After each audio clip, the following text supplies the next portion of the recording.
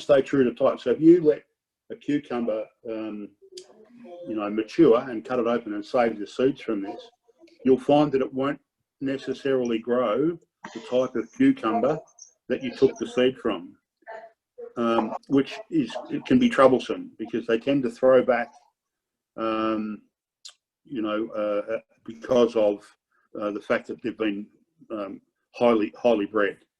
And you'll notice that sometimes you have to look hard on the seed packets, which is a problem because they tend to hide it a little bit so that you don't see it. And as you can see here, this, you know, it's not initially visible until you go looking for it. You see the F1. So make sure that you're looking for open pollinated varieties if you're going to collect seed. If you're not going to collect seed, these varieties are fine. Okay. But these ones, as you can see, they're either heirloom or open pollinated, and you can see they shout it from the rooftops. You can see it all over the seed packet. They're happy to share the fact that these are non-GMO, non-hybridized, open pollinated seeds, which means that this particular tomato called Brandywine, when you cut the tomato open and you save the seeds from it, the following year you will get Brandywine tomato. It's not something that has been crossed from one to another. You might get one of its parents or something in between, but you won't actually get the actual variety that you've been saved if you've used an F1 variety. So that's really important for those that are not going to you know, save your seeds. But the ones that are, you really should be looking for heirloom, open pollinated brands. So, and it'll either say heirloom or we'll say open pollinated. Well, either, but it makes no difference which one you choose. So, to save seeds, you obviously need to let things flower. Now, on fruit trees, that's reasonably easy, but of course, most fruit trees, you know, they produce fruit like this. This is a curry tree, and these seeds will grow happily. Once the berry has turned black, you've got to basically let the seed dry inside the berry, and once the berry goes hard, you can break open the berry and then keep the seeds, and they'll grow happily. So I'm not sure whether you can hear me at all, Norma, but someone has their microphone open and I can hear background noise, and if I can, everyone else can. So just have a quick look and see if you can't mute whoever's got that microphone open, please. Oh, they're all muted. Are they? Okay. We'll double check. Yep. Okay. So this happens to be a dill plant, and again, you know, most people pull dill out well before it gets a chance to flower. Now, obviously, you can't collect seed unless you let them go to flower. So, and that doesn't mean you need to let the whole you know, bed full of dill go to flower. You just need one plant to go to seed and let it bloom. And once it starts to dry up, that's when you can start to collect the seeds. So it's really important to make sure that you, and generally try and use the best looking plant. You know, if you're going to save seeds out of a tomato, make sure you pick the biggest tomato, because the seeds in, or the genetics in that particular tomato will be the best. I'm still hearing that background noise. I'm trying to see who. Okay. So anyway, this is an amaranth plant, and this is an elephant amaranth, probably an unusual plant for a lot of people, but these are an ancient grain, and once a lovely plant that flowers well and prolifically, and it will grow up to about 4 or 5 foot tall, and probably something we should look at putting one of down in the community garden there if I can get a hold of some. And the seeds can be crushed up and made into a flour. So it's a wonderful universal plant to use. And the leaves and the young plants and stems as they grow can be used in stir fry. So it's a really, really versatile plant to have.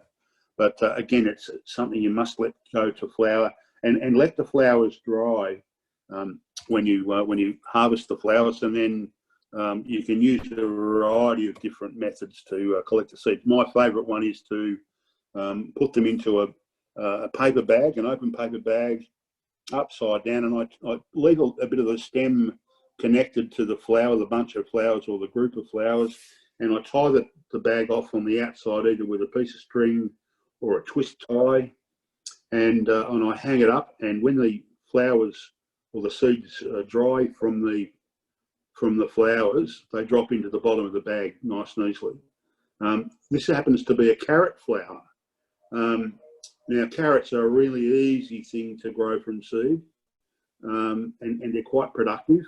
But I have to say that it's one of those, again, you have to let go to flower. And when you do let these things go to flower, they attract in great beneficial insects, which I'll talk about it a little bit more length shortly in the next section of what we're going to cover today.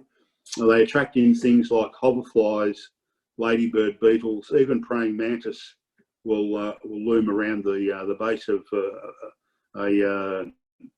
a flower like this. So a really good one, not only just for the seeds side of things, but to attract in some of the beneficial insects. And of course, when they dry up, and that's what it looks like once it's dried up, you really need to make sure that you harvest that. Again, as I say, you can either give them a bit of a belt in your hand over the top of a bowl of some sort, or, like I said before, put them upturned into a brown paper bag or a paper bag of some sort. Try not to use plastic, because what happens with plastic is that sometimes the seeds can condensate a little bit, and once the moisture gets in, the seeds will rot away. So you really need something that's going to absorb any moisture or allow moisture out, whereas obviously with plastic bags that often doesn't happen, and it builds up a concentration, and then you're wasting your time. Garlic chives are another pretty dainty little plant, very easy again to save seeds of. They either grow by division or, but more to the point, from seeds. And a thing to note with garlic chives, I often just simply clip the flowers and throw those in a salad, and they have as much taste to them, just like normal chives do, as the leaves do. And of course, they look pretty in a salad, so a really good one. This is oregano, and you know, it's funny, when people grow oregano, I think most people grow it for the leaves, but believe it or not, it's the flower buds that have most of the flavour in them. So this is also another great way. And what you do with this is, again, hang it upside down, generally in a paper bag. The seeds drop out of the buds, but what's left behind you can actually use, and you just simply scrunch the bunch together to drop the buds off into whatever you're cooking, and you still get the benefit of the flavour and the dried oregano. And of course, dried oregano intensifies in flavour much better than it does just used fresh. And our seed dispersal is an interesting thing which we should also talk about. So some seeds don't take to drying. Some seeds need to be wet. Things like this cucumber, which is a squirting cucumber. So some seeds are dispersed by propulsion, which in this case, if something stands on one of these or you press it, it squirts the seeds out. So obviously, cutting one of these open is not really the idea. The idea is to squirt them out, as you can do a tomato and squeeze the pulp out onto a paper. Some things are wind dispersed. This is a thistle, but even though it's a weed, the lettuce are in the thistle family. And here is a photo I took this morning out in my garden. And I let my lettuce, not all of it, just one of the varieties that I intend to keep, I let these go to flower. So they'll bolt, and they'll, as you know, they bolt and they start to grow vertical, which is generally most people will pull them out when they do that. But if you like the variety, the idea is to let it keep growing to the point where it starts to grow flower buds, and of course ultimately allow it to grow that will allow for the flower buds to open up to the point where you've got these wonderful little parachute type tops, which carries the seed below. And of course, there's another shot of it. And just bear with me, I'm sure there it is. I actually pulled out some of those seeds so you can see the seeds being carried on that little parachute type top on the top of the seed. Now what I do when it's at this stage, I bend the plant over and I give the top of that a little bit of a brush, and I just scratch the mulch back and allow the seeds to settle, and I water that area and I walk away. And in about 2 or 3 weeks time, guess what? I have wonderful little lettuce seedlings coming up. I didn't even put them in a seed raising container or even in seed raising mix.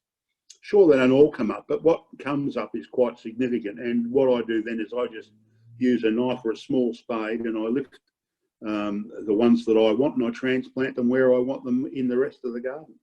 So it really is worth letting some of your stuff flower and go to seed. But like I said, don't let it all go to seed, because otherwise it becomes a nuisance and you'll have lettuce growing everywhere.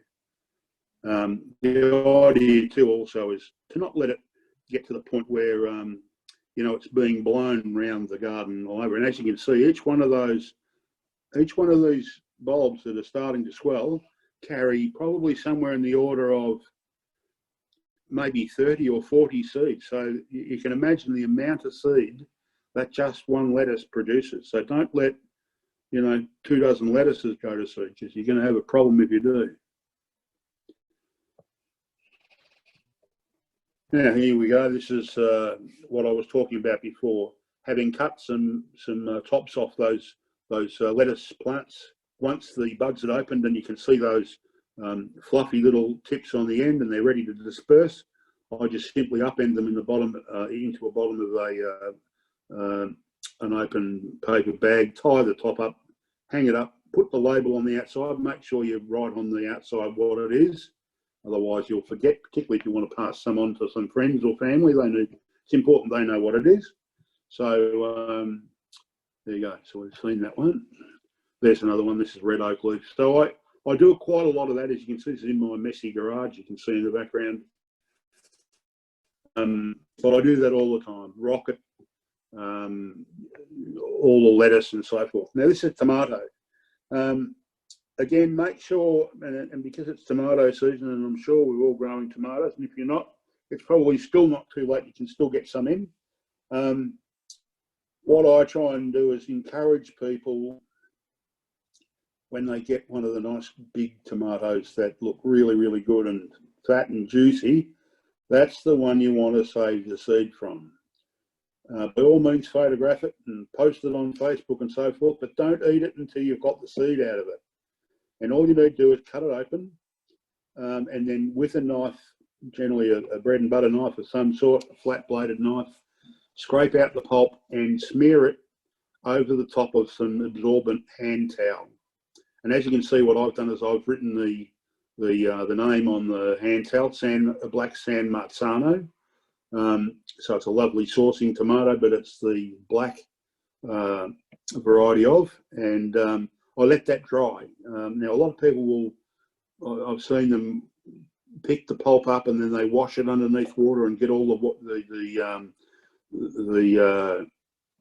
pulp off the seeds. That is absolutely not necessary, I can assure you. You are better off to allow that to grow, because that actually, when it starts to get wet again after it's dried, actually helps the seed to germinate. So it's counterproductive that you wash that off.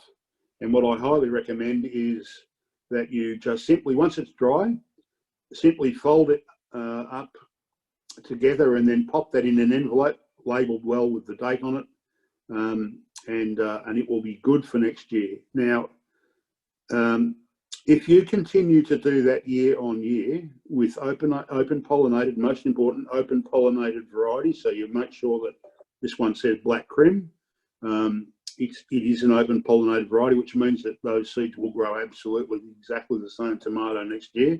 And if you pick the big one next year, ultimately what's going to happen over time is that your yields are going to get better and better over time because they get used to your soil conditions, your soil pH, your rainfall, the humidity, all of those factors that these seeds will evolve along with. Now, if you don't do that and you're buying packet seeds, you'll only ever get mediocre yields from your plants because the seeds, unfortunately, a lot of the seeds are coming from climates that are not like ours. So a lot of them come from the European climates, which is fine. This is where these things are native to. But of course, here our climate is very different and very harsh in comparison to where those seeds are coming from. So you are better off to try and harvest from your own seeds because they will build genetics that adapt to your environment. So highly recommend you do that. Here's one of those lettuce that have come up in my garden where self-sown, I just simply, as I say, lever it up with a knife or a small spade, and then I transfer it on to where I want it planted, just like that. Very, very simple. This is a normal chive flower, same deal, a bit like spring onions. You know, I bought 1 ton of the spring onions 10 years ago, and I've never bought them since. And I've got more. I could probably open up a spring onion sidewalk sale. I have so many of them grow. It's remarkable how one tiny little head will produce so much. So now this is, and it's not just vegetables that we should be saving seed of. Because we can often companion plant by planting flowers, particularly this one. This is a marigold flower in amongst our edibles. And when we're talking about edibles, certainly tomatoes, it's one of those valuable companions that actually help repel pests that will interfere with your tomatoes. So it's a great thing to have in your garden. And you simply let the flowers die off. And at the point where you think the flower is spent and it's dried up and you're going to cut it off, certainly do that. But what you want to do is then pull the petals holding the base of the flower in the other hand and pull the two apart, and you will be gobsmacked at how many seeds will be on the end of that. And you simply pull the seeds off the bottom, pop them into a bag, and then you've got fresh marigold seeds for the following year. So this can save you a lot of money, and I can assure you, as I say, if you keep doing this year on year, they will build genetics and you'll grow stronger, better plants more easily, you know, so certainly a good thing to do. There's the marigold seeds, and as you can see, that's just been pulled out of one tuft of flowers, and as you can see, there are just hundreds and hundreds of seeds in there. So it's very, very simple. Some seeds can become quite fine and very delicate to try and separate, and as you can see in here, there's lots of stuff in amongst the seeds. So to separate that, this is called winnowing, W-I-N-O-W-I-N-G. And what you do is you, in the breeze, from one bowl to another, have some distance between the two and pour the seed from the top bowl to the bottom bowl. And as the breeze comes along, the seed's heavier than all the stuff that's not, and it gets blown away and the seeds land in the bottom. And if you continue to do that, you'll end up with just a bowl of seeds, and all that stuff that's in amongst will get blown away. So that's called winnowing, and it's a wonderful old-fashioned thing to do. It was done many hundreds and hundreds of years ago, and we still do it today. So, of course, seed saving, again, making sure that even in envelopes is a great thing. These happen to be it's a vine that I grow here called a snail creeper. And some of the seed dispersal, as I explained to you before, some of it is wind dispersed, some is animal dispersed, some things won't germinate unless it's gone through the insides of an animal. These actually, when they dry enough, the seed splits, and it's like it's as if it's spring loaded, and it catapults the seed all over the yard as far as it possibly can. So with these particular seeds, when you open them, you've got to be careful you do that in a bowl so that the seeds don't get flung everywhere. So, but again, paper envelopes are a great way of being able to store seed. Glass jars inside paper bags are perfect to store, and of course, please make sure you label them, because as I say before, that it's important you know what they are so that you know what you're planting, because a lot of seeds can look the same as one from another. To differentiate carrot seeds from lettuce seeds is just about next to impossible. Same with things like parsley and the like. So the quite small seeds are very, very difficult to try and understand which ones are what. So make sure that you label them well. Of course, some things also, and it's not just about saving things by seed, it is tubers that you also should be considering. And this particular one is Jerusalem artichoke. And funnily enough, it's not from Jerusalem, and nor is it an artichoke. It's actually from the sunflower family, and it grows from a tuber, as you can see in the two photos on the right-hand side. It has a lovely nutty potato taste. You actually don't want to eat too much of this because it can give you wind. I have known to overindulge, and believe me, when it gives you wind, I mean that it does. The flatulence is terrible, so be very careful you don't eat too much of it. But at this time of year, it's important that you have harvested some of it and stored it away so that you can replant it in the ground. So it's not just about seed saving.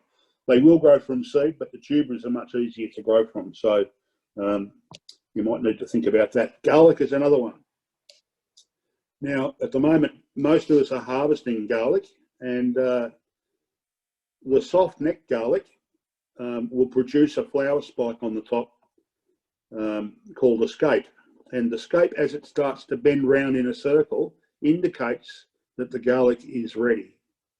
Now, when it starts to bend, it's generally got about 1 month from then before you start and harvest the garlic. So I know a lot of people wait for that scape to happen and they think, oh, it's time, but it's actually not. You've got to wait for it to start and curl round. And in fact, they sometimes will even complete a full circle before they are ready.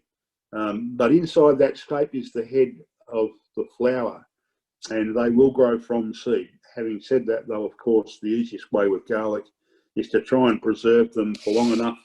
In an airy place, you want a little bit of sunlight, but not much.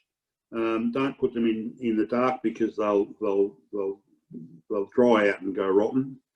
And of course, I plat them like that and hang them up in the garage, not far from where I keep my seeds. And you'll notice beside, on the right-hand side there, there's also shallots is another one that are grown. But with regard to garlic, when you do harvest garlic, you're going to replant it in February, late February, early March, right through till the first week of April is when I start to replant it, because it needs to be in the ground for quite a long period so that you get a good harvest and you get good sized bulbs. I know people say, "I'll plant it in June." That's not early enough here in Australia. We have harsh soils and harsh conditions, so it really needs to be put in much earlier than that. So I actually put the whole bulbs in the crisper of the fridge for about a week, and that then gives them a false winter, and then I just peel them down into individual bulbs. I don't take any of the paper off the bulbs, off the cloves, and then just plant them about 2 inches deep or 50 mil deep, pointy end up, cover them up with soil. Just bear in mind that it is one of the great companions with tomatoes, so try and think about where you're going to plant tomatoes for the following year, and put a ring around your garden beds where you intend to plant tomatoes, and when you plant tomatoes, you put one of your tomatoes in the middle of the ring of garlic. So, anyway, that'll be a workshop for down the track, but just a reminder. Of course, seed saving is also about saving some of the things that we already don't have to worry about saving seed, because if you're looking to extend the life of some of the plants you grow, like celery, bok choy, spring onions, sweet potato. I'm not sure about the carrots, but you can simply if you bought them, you can cut the tops off them and put them in a little bit of water, and they'll sprout again and plant them in the garden. So I just thought I'd throw that in just while we were talking about seed saving and saving some of what we grow.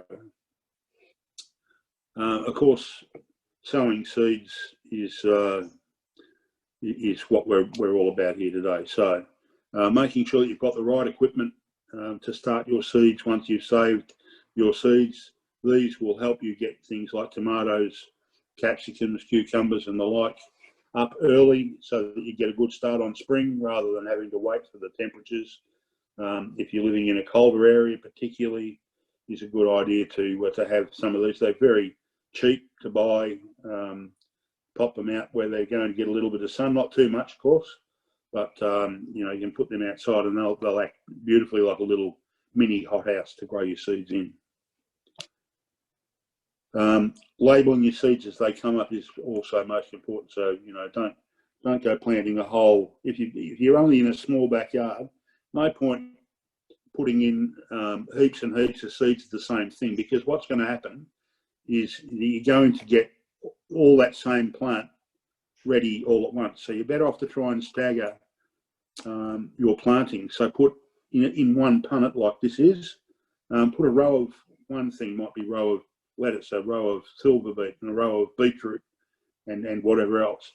And then in another 2 or 3 weeks time, put another punnet in of the same thing, so that you've got them weeks apart, so that when you plant them and they're ready, you're successively planting instead of, you know, rushing out and going to buy 10 punnets or something and plant it all at once. What happens is that it all becomes ready, and then you have a glut and too much of the one thing, and you wind up either giving it away or throwing it out because you can't use it, rather than if you plant needs to use respectively. So yeah, so it's a good thing to do. Again, as I say, labelling is very, very important. There are things like walking onions, and I'm not sure whether anyone's ever grown them before. I grow them every year and they're fantastic. The flowers turn into bulbs up the top, and when the bulbs get heavy enough, the bulbs lean over, and as they touch the soil, they grow roots, and then away you go. That's why they call them walking onions. But once they start to fall over, you can just simply cut the tops off, separate the onions and plant them wherever you like, and you'll forever have onions. You'll never buy onions again. So they're a great, easy plant to grow. Good thing to be able to fit in amongst other things in your garden. You don't even have to worry about, you know, collecting seed. You know, this happens naturally. So look those up if you haven't. These are shallots. Again, this is in my garden again, along with some more garlic. As you can see, being a bit of a foodie, I grow lots of the things that I use in cooking. So shallots are one of those things. Not to be confused with spring onions. There seems to be some confusion about what a shallot or what a spring onion is. A spring onion doesn't grow a bulb. It has the white end and the nice slender green top. Shallots grow a bulb, and these are red French shallots. And then there are golden shallots, and there are white shallots. But they all grow small bulbs. They don't grow like normal onions. They tend to be a bit elongated, and they have a sweet, mild onion taste, somewhere between the cross between garlic and onion. So they're delicious and easy to grow. If you're looking to find where you can get these, use some from the supermarket. Go and get some, you know, half a dozen bulbs of the ones that you're getting in supermarkets, be them gold or red. Pot them up into a pot. Wait for them to start and grow, and allow them to start and flower, and you're in business. It's that easy. There are the shallots as we speak, and there are the smaller ones from, a bit like the walking onions. They'll produce the small bulblets, which you can start new onions from. All right, well, this revels in the other part of the presentation. So before I do that, is there any questions that I can answer in the seed saving that before we move on into pests and disease?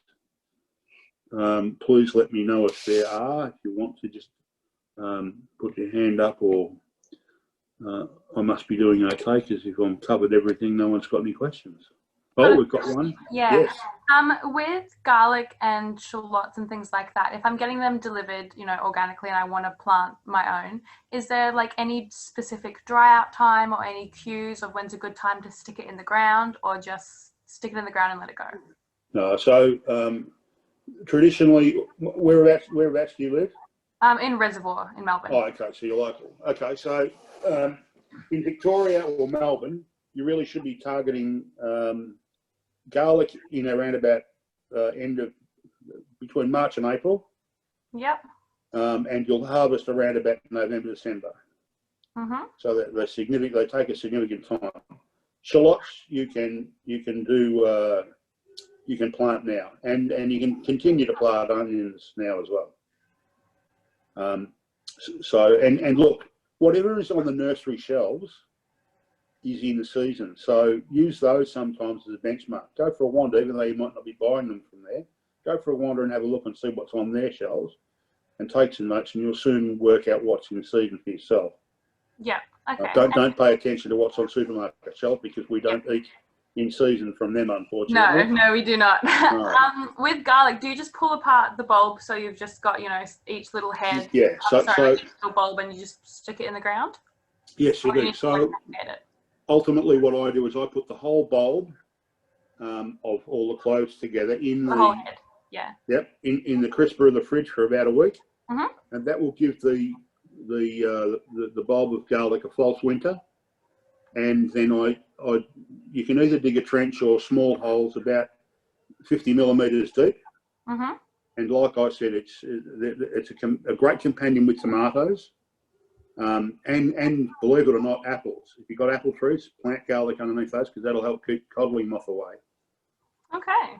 Okay. So, but because it's one of my catch cries is what goes well on the plate together goes really well in the ground together.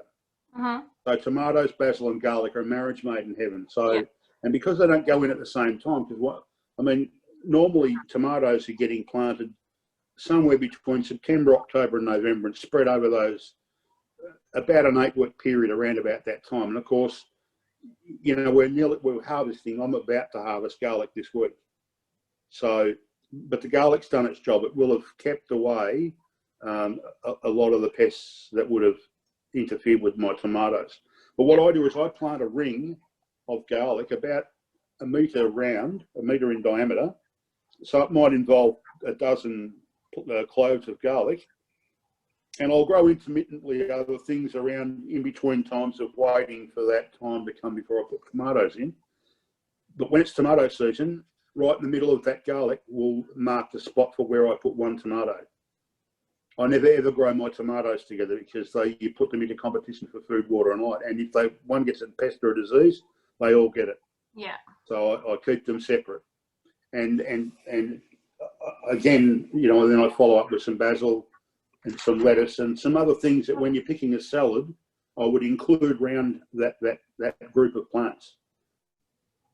Does that make sense? And so I hope that's helped with your garlic planting. So a little bit of lime in the soil won't hurt with garlic. They like it a little bit more acidic. So a little bit of what in the soil? Garden lime. Yep. Just a sprinkling. That doesn't need much. As I say, 50 ml deep, pointy end up. Don't worry about peeling pull the cloves apart, and make sure you keep the root end down below. So the pointy end has to point up of the clove. Okay, so you just loosen them. You don't fully separate. No, you pull them apart, but don't go peeling peeling anything off the cloves. Right. Leave the skin on. Right. Okay. Yeah. So that's protected. If you were to peel off any of the skin off the cloves, they would rot. Right. Okay. Okay. Cool. I do have a question on chat here. Sorry, microphone's not working, but the topic of garlic, we have some sprouting garlics. Is there any point to planting them now? Look, I always say yes, because you never know the type of variety, and there are many, many varieties of them. Not sure whether, and this sometimes happens, and it's not necessarily a disease, but it's called witch's broom. And what happens is that the garlic, through fluctuations in rapid fluctuations in temperature, and infrequent watering can cause this to happen. And what happens is the bulbs start to split, and the cloves start to sprout. So instead of getting a whole bulb of garlic, you get many shot cloves when you pull it out rather than the whole bulb. And that's called witch's broom. So that's often caused by, as I say, infrequent watering, sometimes too high in nitrogen in fertilising, and but I would certainly plant it out. It's nothing ventured, nothing gained.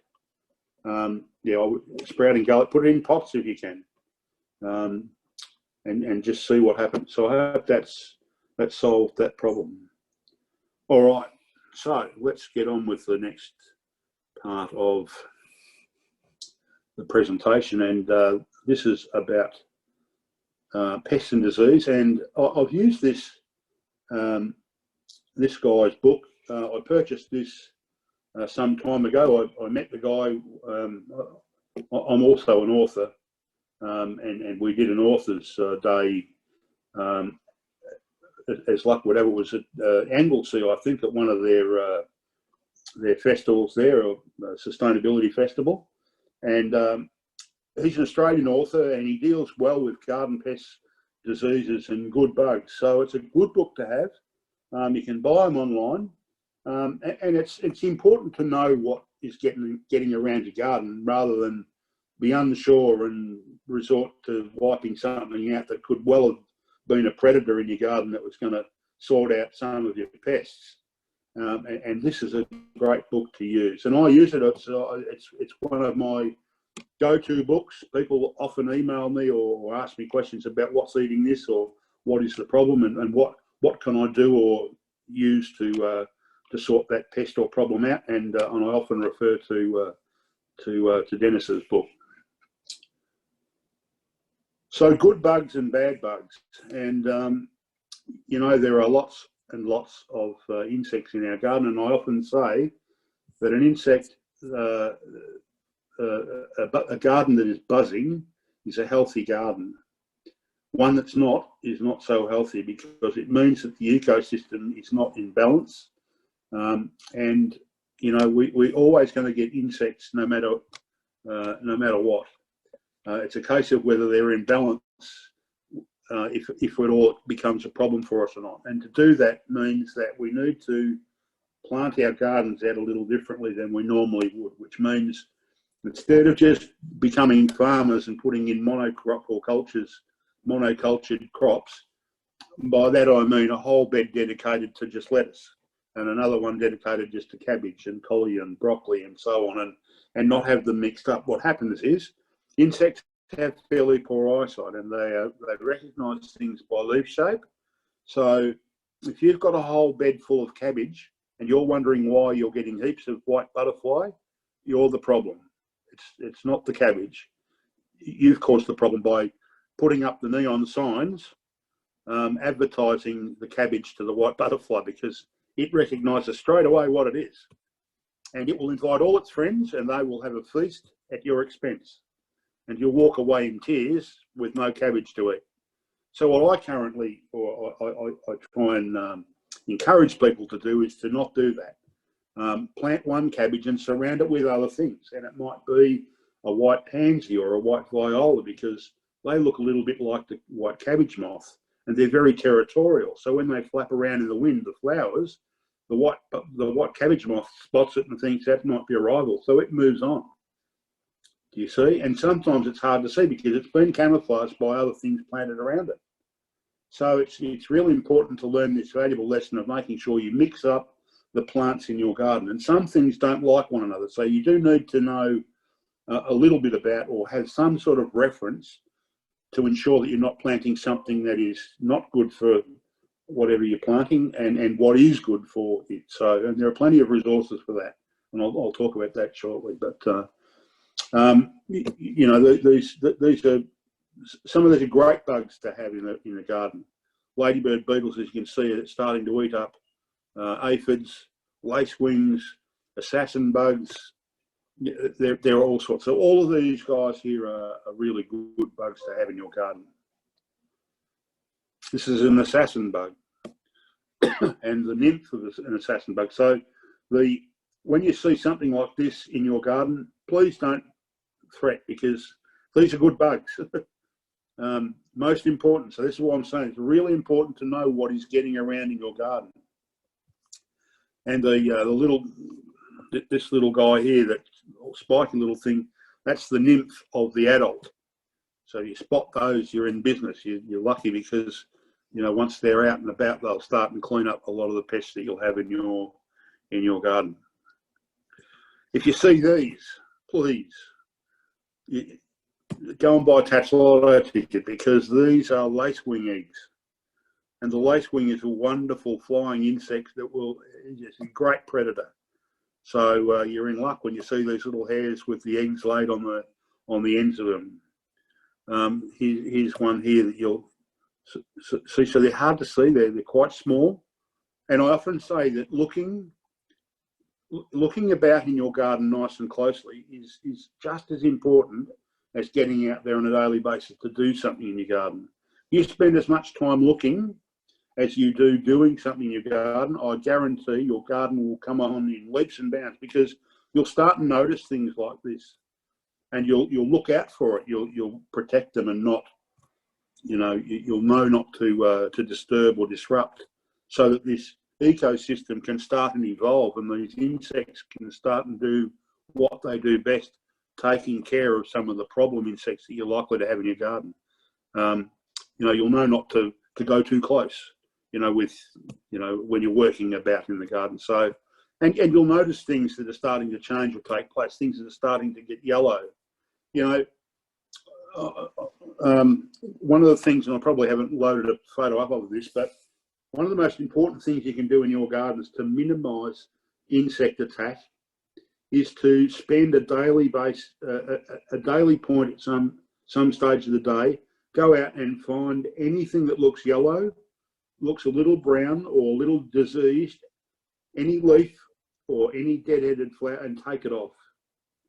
Because the minute you allow those to happen on your plants, what happens is that it weakens the plant and the insects move in.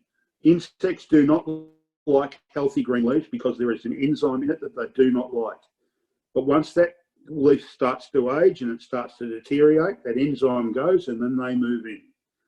And I can assure you, if you have a look on a healthy plant that's got some dying or less than good-looking leaves underneath it, the pest attack is always on those before it is on the top. So if you keep those off your garden and compost them, bury them deep underneath the compost, and you'll instantly see a huge difference in the health, the overall health of your garden. Here's the adult lacewing, and generally something that is green or of this colour is a good bug in your garden to have. You'll see leaf hoppers and all sorts that will move about when you do in amongst your garden. They're the ones that you really want to be looking out for. Things like praying mantis and the like, So this is that dastardly thing I just mentioned before called the codling moth.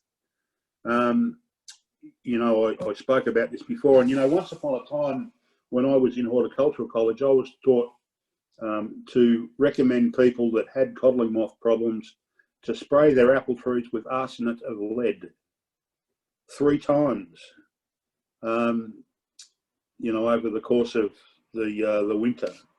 And now we recommend you go away and plant some garlic underneath your trees. Horticulture has come a long way.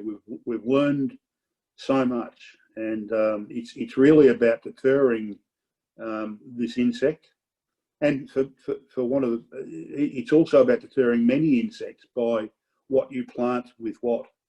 It's amazing how you can keep these predators away, from things if you know what to do. So planting garlic and things like nasturtium underneath an apple tree is a good proactive thing to do. You've got to make sure, even if you had some sprouting garlic, if you get it in before the month of October, that's early enough, because sulphur tends to exude a little bit of garlic tends to exude a little bit of sulphur into the ground, and they detest it. They do not like it whatsoever, so they stay away.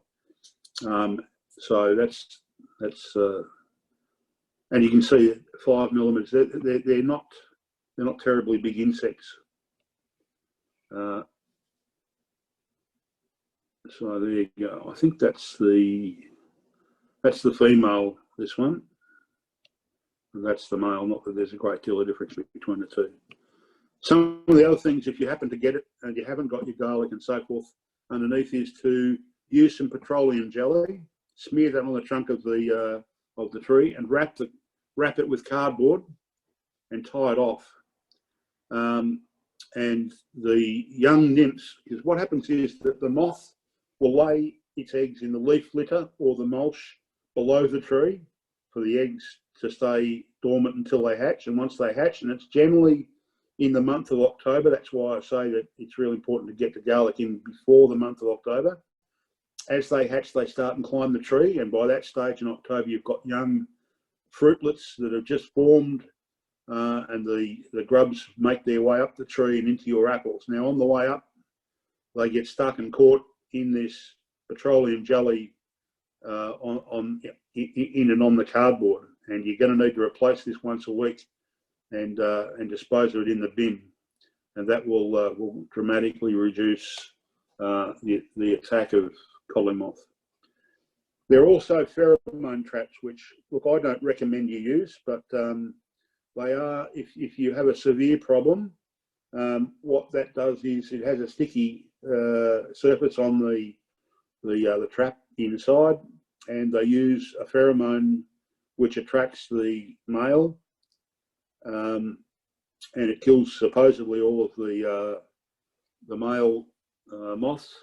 But the problem with this is that if you're in an area where you've got lots of apples, you tend to attract in everyone else's codling moths as well, not just yours. And they seem to be a bit indiscriminate. They also capture some of the good insects as well. So I don't particularly like using traps like this. I think that there are far better ways of being able to lessen the effect of codling moth. But look, it's worth at least alerting you to them. Earwigs. Now, this is a native earwig, so pay attention to the very long pincers at the bottom, and these are okay. These are good bugs. This, on the other hand, is a European earwig, which are bad guys. And see the difference between the pincers on the tail. See how they're rounded, and they've got like a shield at the top of their abdomen. So let me scroll back. See how long the pincers are on the native one. See the difference? And the round type pincers on the European. So there's a distinct difference. So look before you leap. Make sure you know which one it is that is potentially the problem. The native one are great composting insects, which actually eat away at the bark and humus that's in our soil and help compost. These guys actually, the European ones, start to eat small, tiny holes in your leaves. And one of the best ways to deal with them, this is one of them, is rolled up cardboard that's got quite a deal of holes in it, and they love those to nestle down for the night. First thing in the morning, you get up and pick this up carefully, put your hands over both ends of it, take it either to the bin or over a container with some vegetable oil in it, and just simply tap the cardboard and shake them out into there, and they'll suffocate in the oil. Or, like I like to do, I go and feed the chickens in the morning, and I give them a tap, and it certainly wakes the chooks up. I can tell you, they're running around all over the place, having a nice snack for breakfast. So, and if you continue to do this each morning for a little while, you'll soon have very happy chickens, and you'll have far less earwigs. So, the other one you can do is, as I say before, this is another one. It's an earwig trap, and they do tend to just capture earwigs, as this indicates. Small amount of vegetable oil with about a teaspoon of soy sauce. They seem to love soy sauce for some reason, not sure why, but and as you can see, they come in droves and they die in the. So that's a good organic way of being able to dispose of them. Aphids. These are the bane of most gardeners' existence. They seem to get over everything. They are a sucking insect that are quite small. They come in a variety of different shapes, colours and sizes. They multiply quite quickly, so it's something you need to get on top of when you see it. And they're often hard to spot, quite often on the underside of leaves. So like I said, when you're out and about, getting up close and personal in your gardens, it's really important to do as much looking in your garden as it is doing. So turn the leaves over occasionally, particularly up at the new supple growth. That's where they like to start first. And they use to cover the softness of the leaves sometimes to curl it over so that they can lay their eggs. And once they unleash in mass, then you've got a problem. So there is a number of ways of being able to control this, and certainly companion planting is one of them.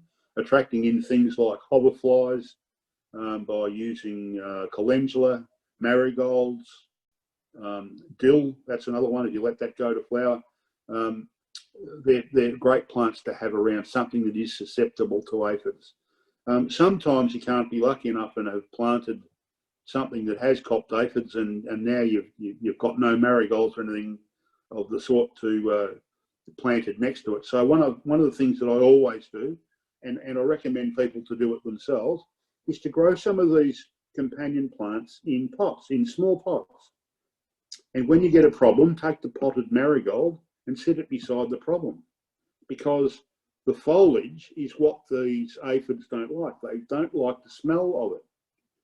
You see the aromatic foliage, and if you ever brushed a marigold, you'll know firsthand how potent the foliage is. So it's quite often a great thing to be able to have in a pot and make the companion mobile, so you can go and sit it next to some of these things that can become susceptible to some of this insect attack. This is the larvae of a ladybird beetle. So if you see these ugly looking guys, don't get rid of them. They're there and they're going to eat up all those black aphids. So, and as you can see, there's some smaller ones. See how tiny they are. Okay. So most important, keep an eye out for these things, because they will help you out in no time. Ladybird beetle on the frond of a dill plant. So it's one of their favourite plants. So if you've got dill, you'll always just about guarantee you'll attract in some ladybird beetles. Again, that's a photo from a bit earlier before. Again, a voracious feeder of aphids. So it's really important to try and get these guys in. There is an 18 or 20 spotted. It's quite uniform in its appearance. It's it's in the ladybird beetle family, but is one of the nastier guys. But majority of the ladybird beetles you'll get in your garden are the good guys. It's a blue flowering salvia, and it's not just about good pest control, it's about pollination as well. So don't forget to attract in things like this guy, which is the Victorian blue-banded bee. It's a great pollinator, and particularly this time of year when we're growing tomatoes, if you've got these guys in your backyard, I can guarantee you'll get a bumper crop of tomatoes, because the European honeybee doesn't like tomatoes. And bear in mind that tomatoes are supposedly self-fertile, but I can assure you, if you get these guys in your back garden, they will come along to your tomatoes because they love them, and they will visit every flower every day for as long as you've got tomato flowers in there. So this is another great insect to have in your garden, but it's more so important to attract. So they love mauve and blue flowering plants. They particularly like another smaller plant called Nemesia. That's Nemisia. And just while I'm having a look here, I've got, oh yeah, okay. I just had a couple of chat windows, so I'm just making sure that I haven't missed a question, but I'm good. So yeah, mauve or blue flowering plants. Nemesia is another one that will attract these guys in. Nemesia is a small, low growing perennial. It only grows to about 30 centimetres high. It's a dainty, pretty little thing that flowers for most of the year. And it's not just this guy that it attracts in. It attracts an enormous amount of beneficial insects. So most important, there's a close-up view of the blue-banded bee, pretty little thing. They don't make any honey, not enough for us. They come in pairs. The male has 5 bands and the female has 4. You'll hear them before you see them. They, as you can see, are quite a hairy little bugger. And as they rapidly fly and they hover, you'll hear them. As I say, they're a bit like a bumblebee to some degree. And why they're extremely good, apart from the fact that they're quite hairy, just like the European honeybees, that they negatively charge themselves through their vibrating. And when they hit the pollen on a lot of the tomatoes, they're positively charged. So they're like a magnet, and the pollen leaps off the tomato stamen and stigmas and into onto the bee. And of course, they go from flower to flower. So no wonder why they're great little pollinators. Harlequin bug. Now, this is a bane of most people's existence, let me tell you. This is a mating pair, and these are also sap-sucking insects. So one of the things that will be causing you a problem if you have this in your backyard will be a weed called mallow. And it looks like it's a 5-pointed leaf that's quite flat. And if you've got it, I can guarantee you're going to get some of these, because these things absolutely love it. So the first thing I'd be doing is making sure I familiarise myself with what mallow looks like and remove every last bit of it I possibly could. Also, keeping old pots, stacks of bricks and things that provide havens for these guys to mate is another thing. You want to be cleaning them up or disturbing those sorts of areas and restacking the bricks every so often, because they don't go anywhere where places are being disturbed. Yeah, as I say, they're a bane of most gardeners' existence, unfortunately. The good thing, though, is this is a harlequin nymph. So this is also one of that's the younger one of these. So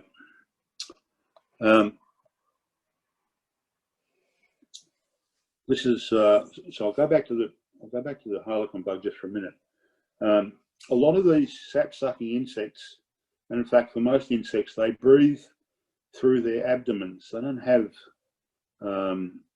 airways like we do. And the way to try and sort them out is generally with a spray of some sort. Now, I don't use any insecticide or chemical sprays. In fact, I don't use any chemical fertilisers either. And there's a good reason for that, because particularly chemical fertilisers stay residual in the soil for, and it can be for many, many years.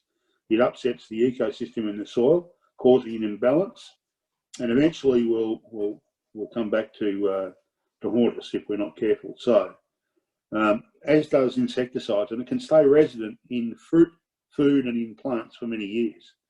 So what I try and do is use something that is natural. Now, I have a general insecticide spray that's in my book, and it's an easy spray to make. So I'll give it to you. Just bear with me while I look for the page. And for those that have a copy of my book, it's on page. I hope if I had light on in here.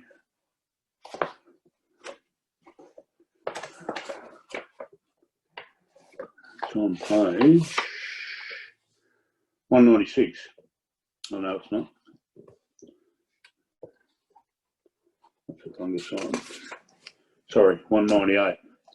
So, in a pot, you put 4 large onions, 2 cloves of garlic, 4 hot chilies, and 1/3 of a cup of grated soap and 1 litre of warm water. And you simply just chop up those ingredients, dissolve the soap in the warm water, and allow it to sit overnight. and then all you do is strain it and then put it in a spray bottle and then you spray. Now, the key to success with this is really the detergent. It needs to be a really cheap soap or cheap detergent. Don't go using really good dishwashing detergent.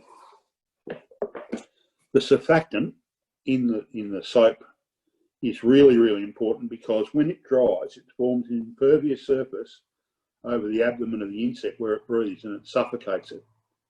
And you've got to spray it on contact. It's not a spray that you can go, oh, I'll just spray the tree and hopefully I'll get it. You've got to physically spray it on the insect to make it, for it to work. So whitefly is another problem insect, and these tiny little whiteflies quite often are really bad in greenhouses, but you'll find them certainly bad on things like tomatoes and basil, on mint they love. So it's an important one to keep an eye out for, and often you'll know when you've got it, because when you walk past something, the air becomes thick with what looks like white dust, and it's these guys. They're a nuisance.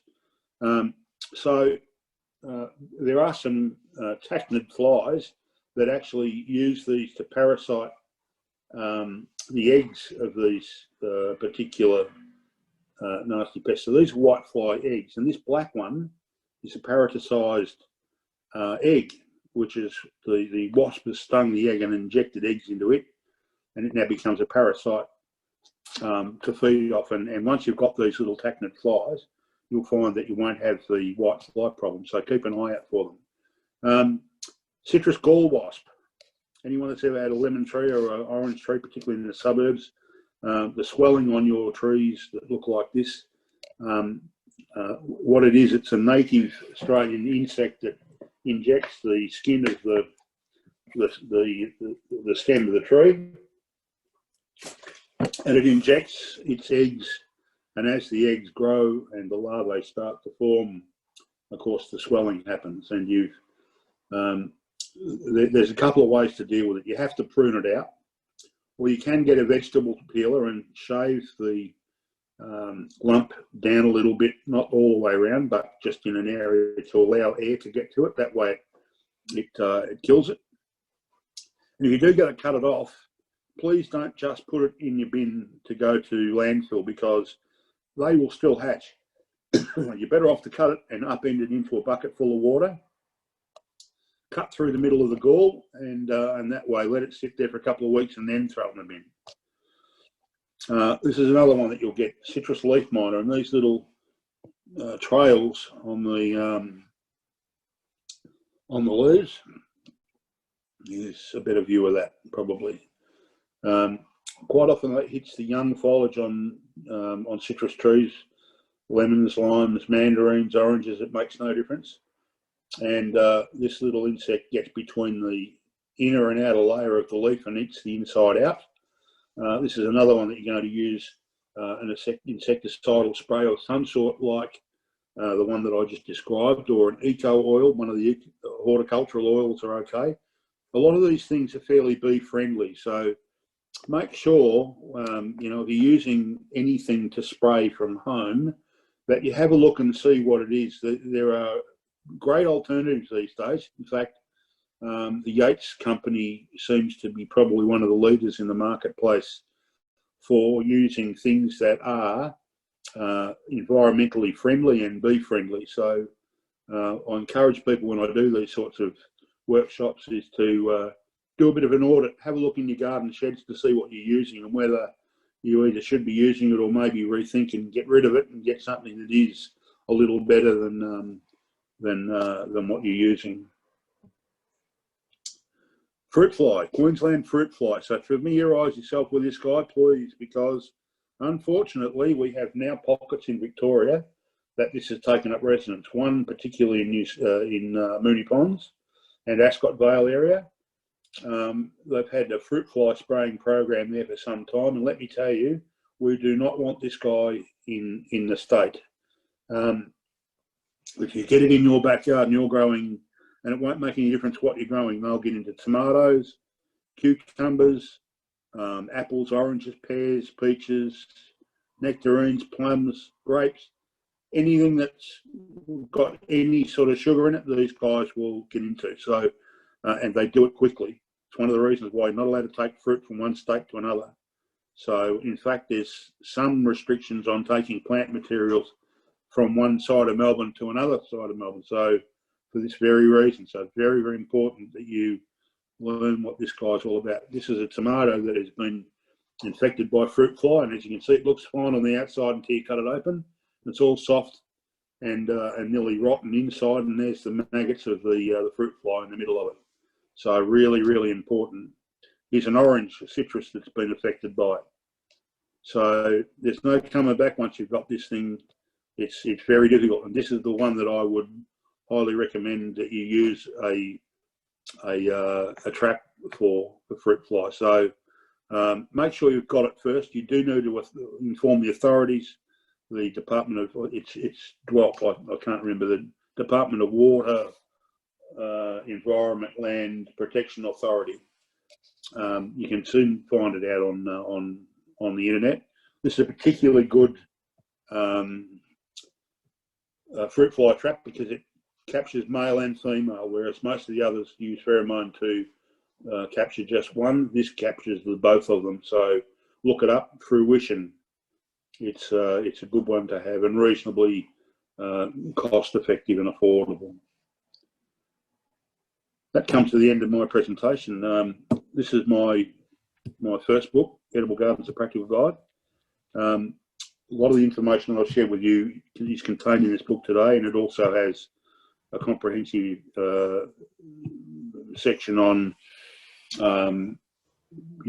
homemade sprays and bee-friendly plants that you can attract in all the companion lists and so forth. So you're looking for something that will give you that information. This is it. It's $24.95 plus postage and handling online at my website. My website is